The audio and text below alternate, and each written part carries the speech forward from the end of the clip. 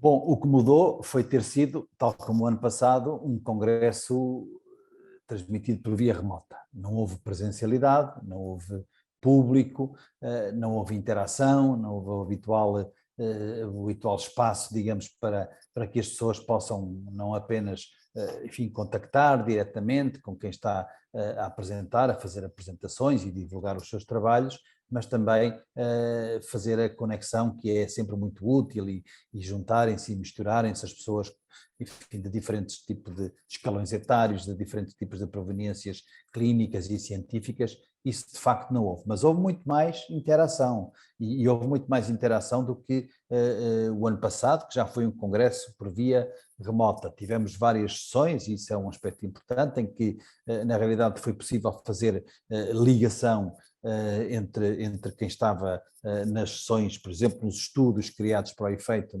num centro de congressos em Zurique, e quem estava na assistência. Houve também, deste ano, a possibilidade de contactar o corpo docente, digamos, quem está a ocupar-se de fazer as moderações e também as apresentações por e-mail. Portanto, havia um espaço onde nós, por exemplo, que estávamos a coordenar sessões nos estúdios em Zurique, tínhamos acesso não apenas às perguntas que eram feitas via chat, não é? Mas também e-mails com determinado tipo de questões que eram levantadas, e fizeram-se, tal como o ano passado, mas este ano, enfim, com caráter, podemos dizer, obrigatório. Eles aconteceram em todas as sessões, as chamadas breakout rooms, que depois, no final de uma sessão, se traduziu numa discussão entre os apresentantes, as pessoas que fizeram as conferências, as apresentações, e o público, não apenas até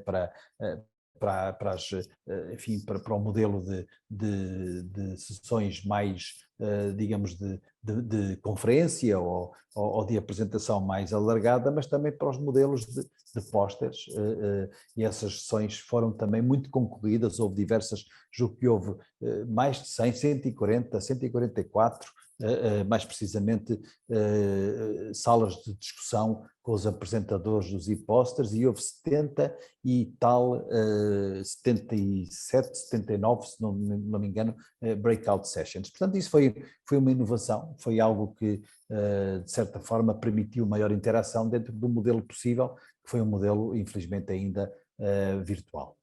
O congresso, em primeiro lugar, foi um congresso, mais uma vez, com um número de participação muito significativo, um pouco menos que o ano passado, curiosamente. Nós tivemos 23.211 pessoas que participaram por via remota. O ano passado foi um pouco mais. Este é um número semelhante àquele que nós íamos tendo nos últimos anos presencialmente, 22, 23 mil. Portanto, aproximou-se desse número, o que significa que temos que rapidamente voltar ao modelo presencial, que as pessoas já estão um bocadinho saturadas, naturalmente, estamos todos deste tipo enfim, de conferências e de congressos. Eu destacaria algumas coisas. Desde logo, obviamente, que aquilo que são as consequências da infecção Covid nas várias áreas, e, portanto, a gestão desses doentes, sobretudo portanto, com um processo do chamado long Covid. Isso foi uma das áreas fortíssimas, não apenas tudo o que diz respeito às diversas manifestações, às diversas consequências da doença aguda e aos diversos tipos de cenários clínicos, mas depois também àquilo que é a necessidade de gestão a médio e longo prazo dos doentes Covid. Esse, obviamente, foi uma das áreas fortíssimas. Como foi muito forte tudo o que diz respeito à saúde digital e à saúde e à ciência de modo digital. Aliás, este ano todo, na Sociedade Europeia, vinha claramente nesse rumo. Por exemplo, a cimeira presencial, que sempre acontece em junho, foi sobre esse tema, Digital Health, não é? E aqui também muitas das sessões tiveram esse modelo como o principal objetivo para a discussão. Saliento um aspecto, até porque participei numa delas, mas independentemente disso, porque são sessões fantásticas, muito dinâmicas, muito interativas e muito interessantes, até sob o ponto de vista da surpresa que geram pelos casos clínicos complexos, e pela discussão muito interessante e até multidisciplinar que permite ao longo das sessões, que são as sessões Lungs on Fire. Eu estive numa sessão Lungs on Fire da patologia intersticial, mas parecia que estava de facto, numa clínica de medicina interna e não propriamente, e até incluindo pediatria, e não propriamente apenas numa sessão de patologia intersticial, e portanto isso tem uma riqueza enorme. É muito importante que quem está a gerir essa sessão, como aconteceu no meu caso, tenha de facto uma dinâmica brutal, como foi o caso de uma colega de Manchester que fez muito bem essa gestão, e depois é muito interessante que, na realidade, as discussões vão muito para além daquilo que é o que nós normalmente temos como foco nas nossas áreas. E, portanto, é muito bom abrir o espírito e pensar em termos clínicos também de uma forma mais aberta. Portanto, como digo, mais de 23 mil participantes, 421 sessões, sendo que 144 foram sessões ao vivo, portanto é muito significativo.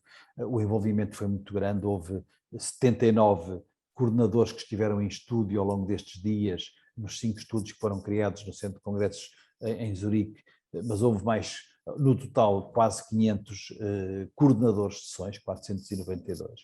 Foram submetidos a um bocadinho menos, o número de abstracts foi um bocado menor do que vinha sendo habitual, não chegou a 4 mil, mas quase 3.981 abstracts, dos quais foram aceitos 3.293, portanto também foi habitual, digamos, igual ao habitual a taxa de aceitação, mas foram também os casos clínicos, precisamente para aquelas sessões que falei, foram quase 400 também submetidos, menos aceitos, talvez pela menor qualidade, mas de muitos, mas apesar de tudo foram aceitos ainda 63 para estas sessões. Houve um aspecto também muito interessante, que foi mesmo por via remota, os chamados laboratórios de competências funcionaram muito bem para as pessoas desenvolverem e avaliarem os seus skills nas diversas áreas de procedimentos técnicos.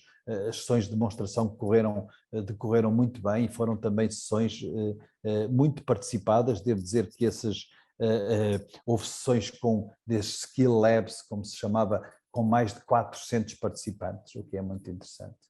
Acho que correu muito bem porque houve 57, se não me engano, 56 simpósios da indústria farmacêutica, houve 54 firmas a apoiar este congresso, que é excelente, portanto são os números habituais, e houve 56 simpósios da indústria farmacêutica e houve simpósios com participação muito grande. Creio que o simpósio que teve maior participação teve cerca de 800 pessoas na assistência, e as sessões tiveram todas também muita participação. Portanto, eu estive a moderar um state of the art na patologia do interstício que teve 1.500 pessoas online, portanto não é possível ter isso numa sessão presencial. Evidentemente que nós estamos à espera de uma sessão de sessões presenciais o mais rapidamente possível, mas faço um balanço positivo, com sinceridade, esperando que para o ano o Congresso tenha um outro formato.